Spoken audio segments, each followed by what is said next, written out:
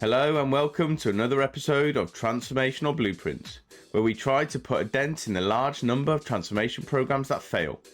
Hosted by me, Mario Michaels, founder and director of Synaxia Group. On this series, we will bring you unique insights drawn from first-hand experience from some of the most high-profile architecture and transformation leaders across the globe. Topics told in order to share knowledge, experiences and ideas to inspire, innovate and give back to the architecture community. So grab a coffee, sit back and relax. Welcome everybody to today's episode. Today we are joined by Zach Gardner and we're going to be talking about generative AI from the trenches. Zach's a chief architect at Keyhole Software. They're a boutique consulting firm in Kansas City. They've got 100 senior software developers that build custom software for clients, anything from startups to Fortune 500. Zach has been with Keyhole for 11 years. He rose through the ranks at Keyhole from an individual contributor to a team lead to an architect, and now he's the head architect at the firm. Focuses primarily on healthcare and the Microsoft ecosystem, but has worked in industries including education, financial services, agriculture, energy, construction, accounting. Zach's also a face for podcasts and videocasts as well, specifically around generative AI and career development, and is often the face of Keyhole. So thought it'd be a great guest to have. Zach, welcome to the pod. Thank you very much for having me. And it is very strange to be sitting on the other side of a podcast. This is not a position I'm normally used to. Yeah, time for me to grill you rather than the other way around. So, Zach, I know I've gone briefly into a bit of a bio about yourself, but just tell us a little bit about yourself and a little bit about Keyhole Software as well, just so there is some context around the conversation. Absolutely. I born and bred here in Kansas City. There's not as many cows. There's not as many farms as everyone sort of thinks of. Accent, I do have a slight accent, only on very specific words.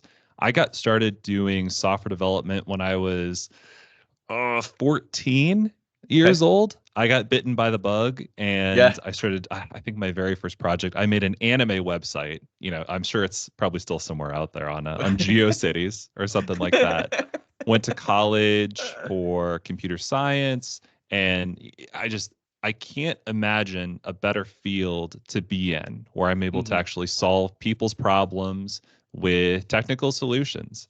That's really the crux of what we do at Keyhole Software. When a company has an idea for how they want to generate additional revenue, how they want to decrease their operational costs, how they want to become more competitive, and they have an idea, but they just cannot find something off the shelf. That's where we come in. We've been building custom systems for people since 2008, but we got started right before the Great Recession, which, little pro tip, don't start a business right before the financial recession. We kind of learned that one the hard way, but we were able to grow and survive and to thrive, honestly. And tell the story. Very good. So what's your remit at Keyhole then as chief architect? I am the Nostradamus of the firm. That's kind of the best way to think about it. I go out, I talk to people, I'm an international speaker. I have to see the future and understand where our clients are going to be going 2, 3, 4 years from now, so that when they start asking us about it, it's like, oh, we've been doing generative AI for a few years now. We've been doing machine learning for a few years now. We've been doing cloud native for a few years now. Like, what do you want to talk about? That's sort of the elevator pitch for what I do. And we're going to talk about that a little bit more later on in the conversation, because there's a lot to unpick there. But again, just to give us a bit of context, and I mentioned in the bio, it's a lot with sort of everything ranging from startups to Fortune 500. But give us an idea around what size of businesses is your real sort of target market, or where you've had the most success from, and what you've done at a really high level, because I know we're going to get into this later on in the conversation, but again, it's just more for the listeners to have some context around your experience and exposure. The most successful projects that we've had, we actually turn a lot of projects down, which is very atypical. There are companies that, like automotive, for instance, it is so hard to do a project in automotive. They are not really geared towards innovation. No shade at all towards the automotive industry. It's just it's not where they're at, or aviation or aerospace. So for us, companies that are already doing custom software development, those are 100 times easier to work with than when you open up your IDE and you're laying down the very first custom lines of code for a company. It's just there's just practical implications to it. There's sometimes spiritual and religious in terms of having an IT department, having proper policies in place. So our sweet spot is really figuring out with companies where they need to be going. Sometimes they come to us and they know they want something, but they just can't appropriately articulate it. So oftentimes what we do is a lot less talking and more listening and just trying to dive in, figuring out what are the things that they do well, figuring out what are the things that set their business apart, figuring out what their strengths are, and being able to match that with the knowledge and the skills and the desire and the determination of a team that honestly our business succeeds when our customers succeed. So I love just getting in there, understanding particulars of business problems. I mean, my main client is actually a hospital system in New York City, and I know just about everything there is to know at this point for post-acute population health management. Like I'm a nerd for that particular sector, and I love just being able to solve business problems with technical solutions. The art of a good architect, right? Which leads me really nicely onto my next question. In your opinion, in abbreviation marks, speech marks, what do you think makes a great architect in today's world? It used to be that a really good architect could get by purely being technical, understanding computer architecture, hardware architecture, understanding how the bytes and the bits move around. But today, that is no longer an option. That's sort of the motherhood and apple pies. That's something that everyone is expected to know. So to be not just a good architect, but I think a great architect, you have to be able to understand things from your end user's perspective. If you architect an application that has to have internet connectivity 100% of the time, and you try to have that application used in rural Kansas, where like you don't even get 4G, you only get 3G out there on a good day, and you got to go up to a hill to get it, that architect isn't going to work. And there are so many projects where we have to come in and rescue them. And this is where we have to turn some people away. Some cannot be rescued without a massive investment because they just simply were not architected with the end user in mind, with the business problem in mind, with the context for even how someone would be using it in mind. So a great architect in 2024, the year of our Lord, I think is really someone who is able to not just understand software, but understand the people, understand the context, understand the KPIs and the OKRs with which their application will be used and judged. Completely agree. And the end user, depending on who it is, because, for a business like Keyhole, for example, or for a consultancy or whatever, the end user can often get mistaken by the client, and actually that's not the problem. The problem is who's the client servicing, or who are they selling to, or who's their customer. And then I think if you start with that person in mind, you'll then figure out how to get from A to B to Z. Mm-hmm. Your background is very much of a software engineer, as you've alluded to, and quite passionately as well. Why has this been a benefit to you in your current role as an architect? Engineers are a fickle breed. They are just cut from a different cloth. They are highly analytical, highly logical, because they deal in software, they deal in a medium that has no room for ambiguity, no room for misinterpretation.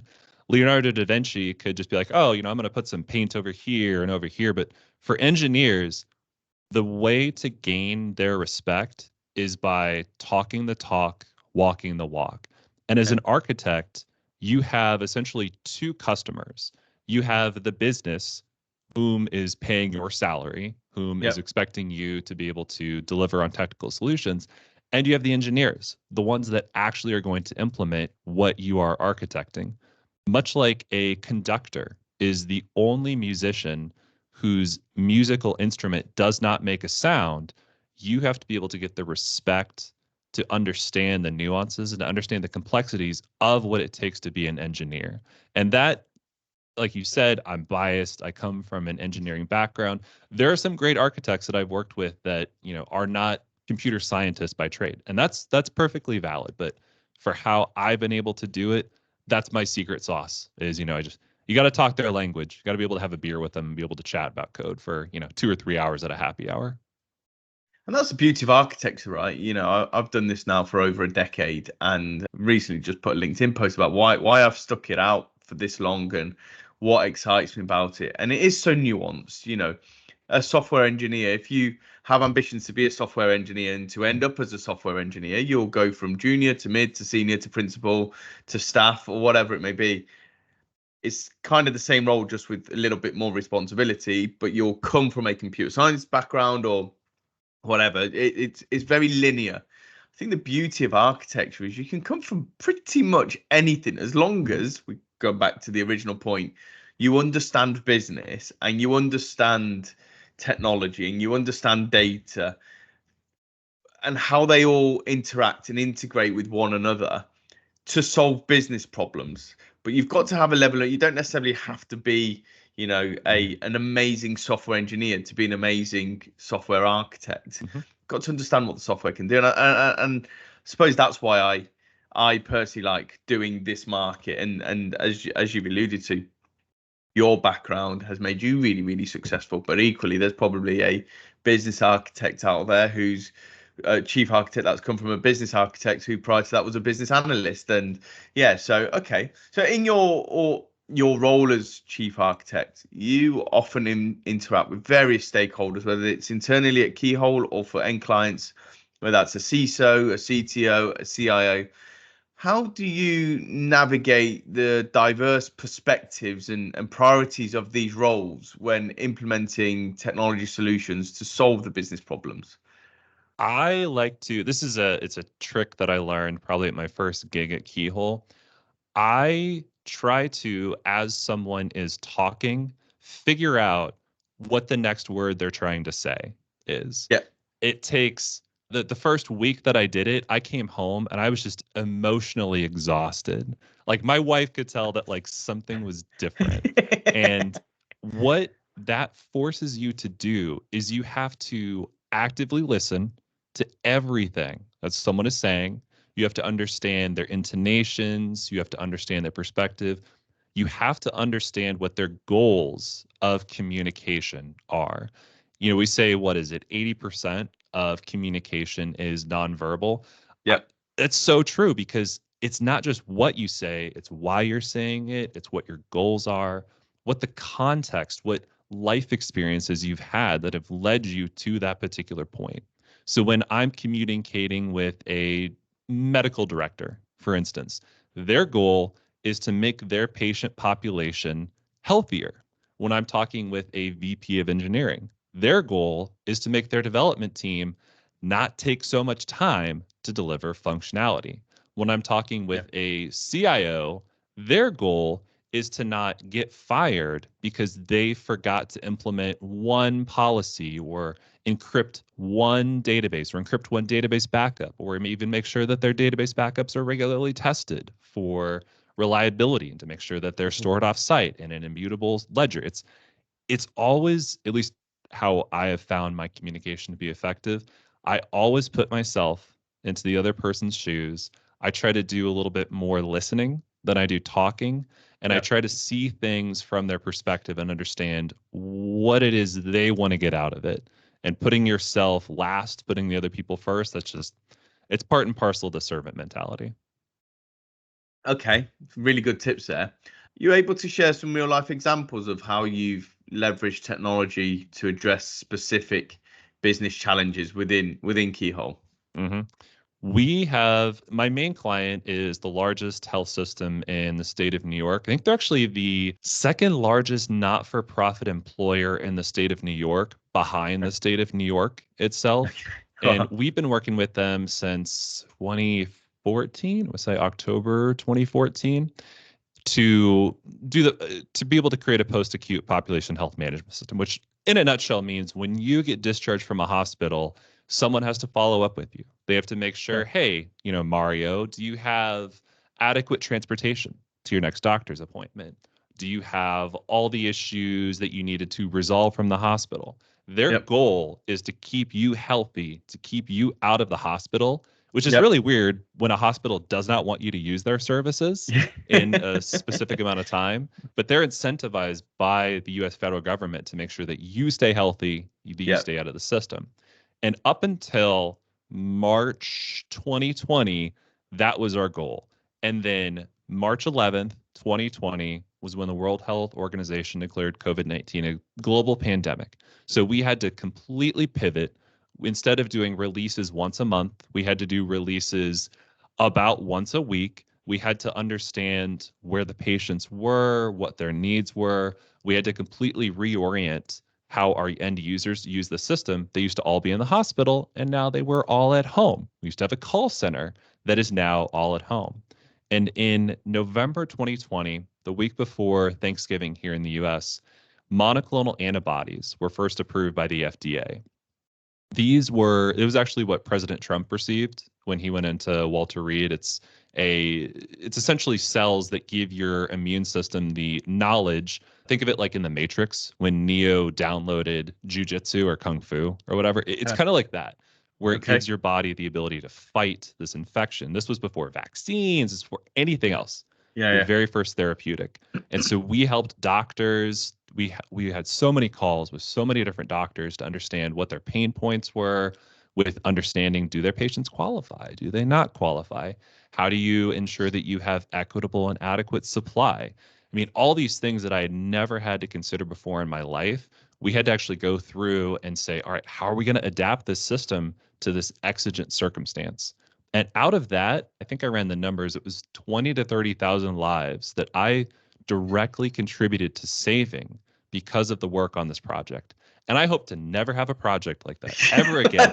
I never want that many people's lives in my hands before. But that is understanding things from a patient's perspective, from a doctor's perspective, from a nurse's perspective, from the person that's giving the infusion. It was in all of the above. And I have taken so many lessons from that and applied it to things completely outside of healthcare. That is amazing well, firstly, to have that amount of responsibility in your hands. And I know it wasn't just you, and there's other people involved, but scary as well as amazing. Right, okay. Well, I suppose, the purpose of technology is to solve business problems. That is, for them, a business problem that you were able to solve. So wow, amazing. Moving on to your subject of expertise, if we can call it that, generative AI, and you've built a bit of a following. You started a podcast, a video cast, sorry, around Gen AI and how it should and shouldn't be used in businesses and so on. Training LLMs has become a significant trend within AI. Could you walk us through the process of training an LLM and the hardware requirements involved? And I suppose off the back of that, what are the implications of deploying such models in terms of cost and infrastructure? And I appreciate that's varied based on how much you're going to use it and the business size and the user size and so on. But, just an idea, I suppose. Mm-hmm. Back in, when did ChatGPT come out? November 2022, December, somewhere around there. Yep. I liken it, I was talking to someone about this yesterday. I liken it sort of the Industrial Revolution, except instead of something that happened over the course of 100 years where people could at least have some sort of frame of reference, kind of understand what's going on, that was compacted into about 3 months. And human beings, we have to sort of naturally adapt to change. There's just life is all about change. The only thing that doesn't change is when you're dead. But we don't do well when change happens in just a minuscule amount of time. So once people started using ChatGPT, once they started to understand what this technology could do, I think there's a natural, very human reaction of just saying, OMG, like, what is this thing? I'm afraid of it. You have FOMO of, am I going to be replaced, or am I not using this technology appropriately? So we're in the part of the cycle right now to where we have like an overreaction, very much like when blockchain hit. Everyone had to put everything on the blockchain, but some of the things that they discovered were, I mean, blockchain has some very specific use cases. I think, cryptocurrency being one of them, and maybe supply chain management. But people were trying to apply blockchain to everything, and it ended up being not super successful for a number of reasons. When it comes to generative AI, I think people are wanting to train their own models. They think that, they're so smart. This is one of the things that I think engineers fall prey to all the time. They think that they are smarter than the business people. They think that they're smarter than their peers. If everyone thinks that they have above average intelligence, most of those people are probably not going to be correct, just statistically speaking. So people will get into thinking, okay, I come from an engineering background, I can understand data science. It's kind of like trying to take a dessert chef and teaching them how to cook dinners. I mean, they both use tools, they both use knives, but it's two different skill sets. So a lot of people are getting into this thinking that, okay, I can train my own LLM. The first thing that you're going to run into is data. These algorithms, the way that things like TensorFlow and other machine learning tools work, is they're essentially dumb to start out with, and they need data to get smarter. Data is their version of a Red Bull. The more Red Bulls you have, you eventually get to the point where you can understand it. But getting that much data is really, really tough. OpenAI is actually, I think they have, I don't know how many lawsuits that they have open right now, because in order to train ChatGPT, they had to give it copywritten data, because there was not enough freely available text for it to appropriately train on. Yeah. So, no shade. I'm not a lawyer. I just play one on TV. They are allegedly scraped transcripts from YouTube videos to be able to train their new text-to-speech AI tool called Whisper, which violated the user's terms of service for YouTube. Again, on YouTube, their new OpenAI's tool Sora, which was beautiful, by the way. I've never seen a text to video application work that well, and to have Unity integrations where it looks like real physics. They had to allegedly scrape a lot of YouTube videos to give it enough data to simply be trained. So the first thing that everyone always runs into when they want to train their own large language model, it takes so much data, and you have to classify it, you have to label it appropriately. That is a non-trivial cost. OpenAI spent millions of dollars paying people to be able to train and label the input data. The next thing you're going to run into, like you said, is hardware. These large language models cannot be trained on consumer grade hardware. I know, because I tried.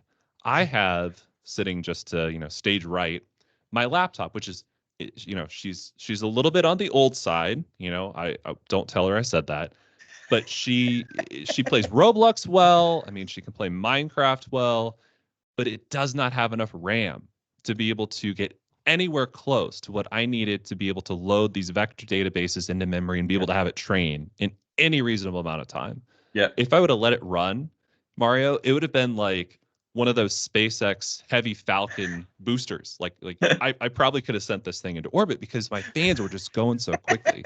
So you run into that pretty quickly. And after that point, most people, rightfully so, throw up their hands. There's very few instances where someone should actually get into the business of training their own large language model.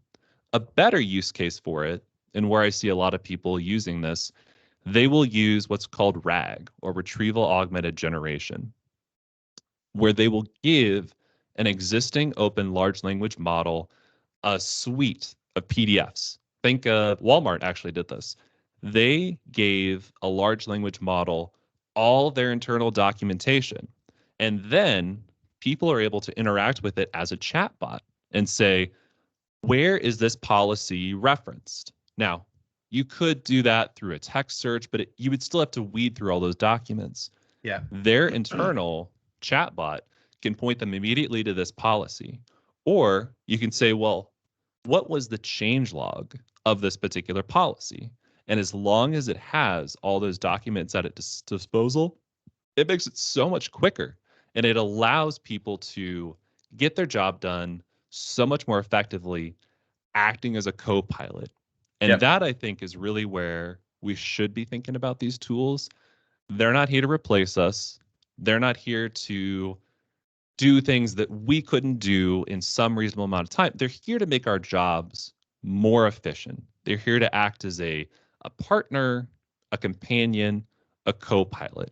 And that's probably where I've seen the most success in using these tools myself.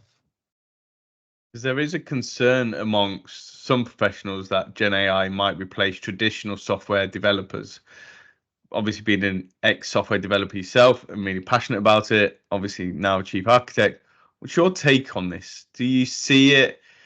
I mean, the easy answer is obviously it's an enhancement tool, and software developers should use it to enhance their capabilities rather than replace them entirely, right? We all know that. But let's go one level or two levels beneath that. Well, what's your take on it? Much like when I started developing, we didn't have tools like Chrome Dev Tools. Firebug was actually sort of a revolution for me because I could not have to make a change, have to save, have to Yeah. recompile, and then view it in the browser. I could see the changes live and be able to reflect them. If I were to, sort of throw up my hands and be like, well, I don't need tools like that. I can do all this stuff myself. I would probably be out of a job really Yeah. quickly because there's another developer, there's another person that would be able to use this tool more effectively. Every iteration that we have, software developers have to have a certain amount of cognitive dissonance. They have to say, I want things exactly how they are, and I need to be able to take advantage of the tools that are coming out. You get to an age in software development, it's around like the 30 to 40 year mark where you're just like, I'm too old to learn these new tools. I just want to do things exactly how I am, which, there are certain jobs where you just have to maintain legacy systems. Yeah. Like that's totally fine. That is a very valid career path. For me, though, and for our team, we recommend ethical, safe, and responsible uses of this tool. It has the ability to synthesize documentation, to point me in the right direction. I wouldn't use it to generate unit tests. I'm still on the fence about that. But the tool in and of itself is neither benevolent nor nefarious. You have to have a human sitting there that understands this is how I use it. These are the Yeah. pros, these are the cons. And the developers that are in school today, I actually did one of my video casts was with a person that manages a computer science training program. He says, you know what? We could have, when this tool come out, just said, no one can use it, but we would be doing a disservice because Yeah. everyone else is going to be using it. So it's going to be required curriculum, I think, Yeah. in 2 or 3 or 4 years. And it's just going to be another tool of the trade. And selfishly, I hope that people don't start using it to be able to create entire applications. We have had so many projects where we have had companies that have used tools like Microsoft Access. I see you Right. laugh because it's a common theme. They'll use Microsoft Excel to be able to replicate a program, and they have to have so much inefficiencies. They have to lose so much money realizing that this is not going to work before they bring a company like us in, which I never hope that Yeah. someone puts their business in jeopardy because they made a poor decision. If Yeah. they did, we're here to help. And I worry about what's going to happen in a year or two if someone lets Devin, which is the tool that someone released earlier this year, try to create an entire application because it'll work for a certain amount of time and then it's going to crumble under its own weight. and knowing how to make an application not crumble under its own weight, will be that takes the a new human. skill. Yeah. I was going to say that'll be the new desirable skill, won't it? Yep. You briefly touched on the security side. What are the potential security risks that businesses should be aware of? And, I suppose to really hit home, how do these risks impact the financial aspect, and what can businesses do to mitigate them? The NIST, which is the National Institute of Science and Technology here in the US, I think that's what NIST stands for. They have actually a really good series of recommendations that are coming out later this year. I think it's in June, if I remember right, Okay. for their secure software development framework for generative AI. They had a webinar on it. It was 4 hours long. I sat through it all. I took notes through it all. I wouldn't recommend anyone do that unless you're just a really big nerd and you want to know about it. But there are a lot of tools that are coming out that are going to help this. Hidden Layer being one of them. Athena being. I mean, I've talked to a lot of the people that were on that webinar to try to get an understanding of it. Yeah. There's still risks, no matter what tool you use, whether you choose to use generative AI or not. Where it's a little bit different, when you think about traditional software systems, they're composed of code. They're composed of source code that gets compiled. Generative AI systems, their input, what they compile into, isn't necessarily code, it's data. So you can do things like, I forget the name of the tool. I think it's called like Varnish or something like that. It has some sort of like visual representation. But what people can do is they can inject it into their images. So if the large language model gets trained on their image, it essentially poisons the model. Okay. You can have people that are able to inject data into the training set of these models, which if it accidentally scrapes it, it then introduces a vulnerability. So your custody, your bill of materials is not just what third-party dependencies you have anymore. It's what is all your source data. And if you recall what I said earlier, it takes a massive amount of data to be able to train these systems. Your software bill of materials, your large language model bill of materials, so to speak, it is going to be incredibly difficult to ensure that every single piece of data in that chain of custody has not been tampered with. You can have some companies like Meta are actually kind of taking a different stance in OpenAI. They are considering buying the publishing house Simon and Schuster to have enough data, enough textual data that they themselves own to be able to train their system. So that's very few companies can do that, which should be another which should be another warning bell to anyone thinking that they can do their own large language model. But the NIST, I put out a LinkedIn Live event on it. I recommend people listen to that too, because there's so many different attack vectors that we simply have not accounted for yet in custom software, that any CISO that's thinking about this should be keeping themselves up at night and really figuring out how can we get ahead of the ball on this. Because we know the impact it can have on a business from a positive aspect. Everybody's talking about that. And I think the people that are one step ahead are thinking about the security risks, the privacy and regulatory risks, and so on. But from your experience, what impact can Gen AI have on businesses in the near future? We don't know what's going to happen in the long-term future, but in the near future, what specific areas or processes can an organization benefit from implementing Gen AI in a safe way? One of the firms here in Kansas City actually did it really well, SelectQuote. What they found, so they're a insurance call center, so to speak. Someone calls in, says, all right, this is my information, what type of insurance can I get? What are the different insurance companies? What are the different plans? What are the different prices? And what they found was that there's always a human initiating the call. And just like you and I, once we get on that phone, the clock starts ticking. It's like, all right, I know I have other things to do. I know I need to pick up the kids. I know I need to watch a new Netflix documentary. I have things I need to do. And once that clock gets down to zero, they're just going to hang up. They're going to go somewhere else that can fulfill their questions, get them information better. So what they did was when someone calls in, they would have a audio chatbot be able to interact with them, to be able to get information, to be able to, sort of converse with them while an agent was getting freed up. So to the person on the other end, to the caller, they are not wasting any time because they think that they're getting somewhere, they're giving their information. And then when the agent does pick up, they don't have to ask them, oh, well, what are you looking for? It's like, well, I just told the chatbot that. So they get all this information in front of them. They get it pre-populated into the application they're using. So it actually helped them in two different ways. They were able to get through calls so much quicker. I forget the exact percentage, but I think it was half the amount of time an agent had to spend on the phone, which means an agent gets twice as many calls they get to get through.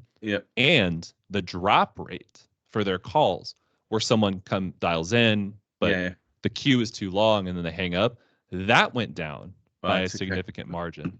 So not only did they increase their revenue, they also increased their customer satisfaction. It's those kind of use cases that really, really get me excited, where you can figure out, how can I use it to supplement what a human is already doing and be able to make sure that both parties feel like it's beneficial to them. Very good. Okay. Let's talk leadership. You've got a team of 6 at the moment, is that right? Correct. And something you're really proud of is the retention of those 6. So tell us a bit about sort of the stats or why you think you've got a good retention, just again, so there's a bit of context so we can talk about it. Keyhole is very different than a lot of other staffing firms. Most other firms that we consider our competitors, no shade, this is sort of their business model. They have really high turnover. They accept that there's a certain amount of people that are just going to quit every year. Software developers can be transient, I guess is a good way to say it. And that, I think, is due to probably 2 different factors. One of which is the type of work that they do. Software developers love being challenged. If you're familiar with Malcolm Gladwell's 3 rules for work happiness, you have to have autonomy, complexity, and proximity to results. So when we have consultants that work for us, we do not micromanage them. We do not get in their way. We have them directly working with the client, to where they get to understand the business problem that they're working on. They get to work directly with people. They get to have the autonomy to just code. Like, we love nerds. Like, if I do imagine an ideal candidate that works at Keyhole, it would be someone that just could talk my ear off about just the nuances of tabs versus spaces, or the nuances of Java versus C#. So having the right people with the right personality is the other factor. To be a software consultant, you not only have to be able to walk the walk, but you have to be able to talk the talk. You have to be able to interact with people. And it's really rare. And this is one of the reasons why we've decided to say, relatively small. Our acceptance rate of candidates, it's probably on par with an Ivy League institution. Like, we reject a lot of people, even if they have the right technical background. If they're not able to effectively communicate, then you can't understand the business problem that you're actually solving. So we've used that model to scale up from just 2 people all the way to 100. Our goal is probably to hit about 150. There's some anthropological reasons for that. Humans typically work best in a group about 75 to 150. After that, you start breaking off into tribes and you have to have middle management. And it's just not ideal. So allowing our people to be able to get their hands dirty, to be able to have the autonomy of working with clients, and to be working on some pretty cool projects as well. I think that's been the secret sauce to why we have, I think our average tenure is about 4.5 to 5 years. And the average number of years of experience that our folks have, it's about 17 years of professional experience. So that's been our secret sauce. So your secret sauce is get experienced people that know how to do the job and can communicate. So attracting people isn't a problem for you guys by the sounds of things. Retention is, and part of retention is making sure you've got the right people on the boat how do you measure, because you want to keep the right people, right? How do you measure the success of your architects in particular? Software developers, I get, they produce code. That code's either working or not, in a really simplistic way, by the way, etc. Architects is a little bit more nuanced because you're not actually developing anything. So how do you measure their success? By how frequently our clients renew contracts. I think we Okay. we ran the numbers on this last year, if I remember right. I think it's somewhere north of 90% of our contracts get renewed year over year, which in a highly transient industry, in a very competitive industry, like that is very atypical. And a lot of that is because one, we trust the boots on the ground. Yeah. As an executive, I have a bird's eye view, but I can't be in the weeds like my architects and my developers can. That's one of the difficult challenges, I would say, of being an executive is that you have to just, if you follow the manager tools blog, they call it commander's intent or leader's intent. I Okay. can give my team rough guidelines, I can give them a vision of what I want, and I have to trust that they will be able to understand what I want within the context of what is feasible, what is Yeah. possible, and what's going to Cool. make the client happy. So the best measure of success, at least in our line of business, is really, are our customers happy? And they show us they're happy because they say, hey, let's keep doing business year after year, Yeah. or we need more help. That I would actually say is like the ultimate indicator of when you can grow a team, you can help out a client, and then when they have reached their goals, be able to say, hey, we're here if you need us again, and we're going to go do the same thing another place. We don't like the land and expand model so much. Yeah. It's not how I would want someone to do business with me. I would Yeah. much rather say, hey, I have an acute need. I need some help for a certain amount of time, and then when that time is done, go do that model somewhere else. That's been, and I have no problem saying a lot of these things because even if I tell one of our someone else that's in the industry how we do it, they're not going to be able to do it as well as we can. Yeah.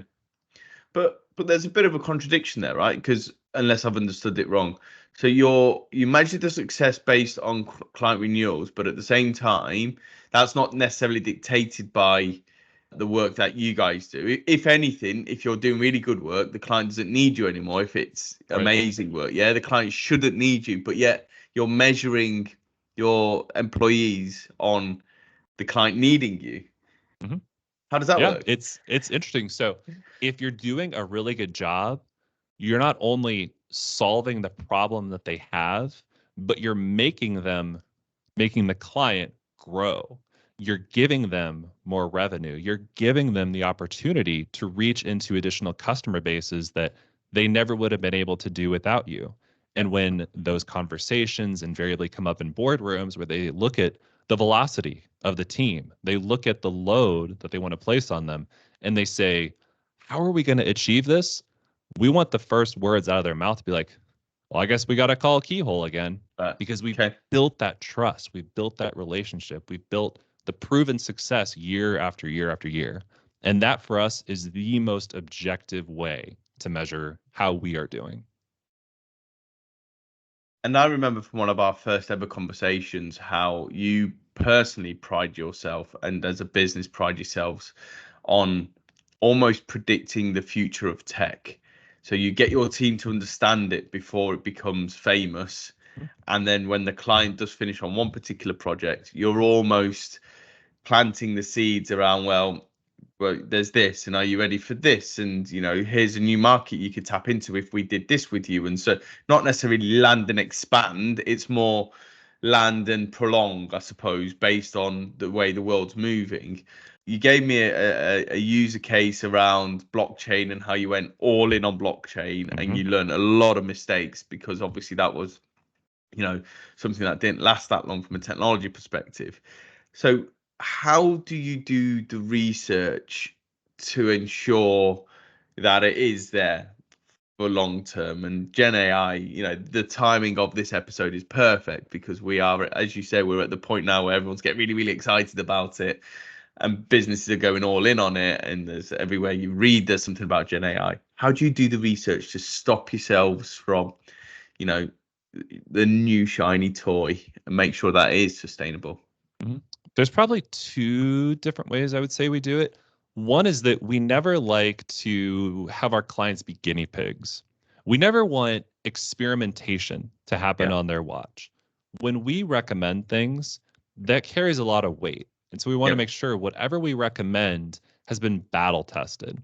That was, I think, the first mistake that, not just us, but everyone else made in blockchain. We fell prey to the hype.